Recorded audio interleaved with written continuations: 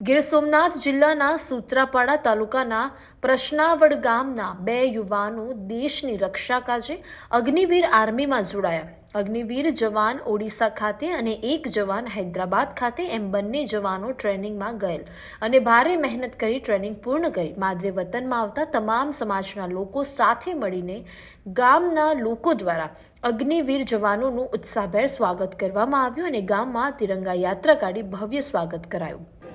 જય હિન્દ બધા લોકોને. મારું નામ બામણિયા પરેશ.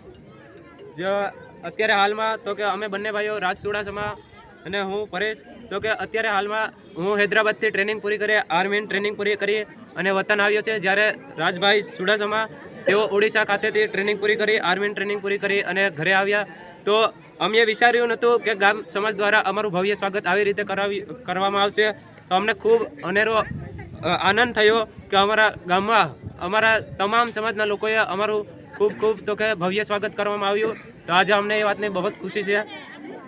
ખાસ કરીને યુવાનોને શું સંદેશો આપશો? ખાસ કરીને હું તો કે આવતા જે યુવાનો છે એને સંદેશો આપવા માગું છું કે જે પોલીસની તૈયારી કરતા હોય, CISFની તૈયારી કરતા હોય, BSFની તૈયારી કરતા હોય કે આર્મીની તૈયારી કરતા હોય, તેને સમાજ દ્વારા તો કે આગળ વધારો, એને મોટિવેશન દો કે હા ભાઈ તું કરી શકે છે.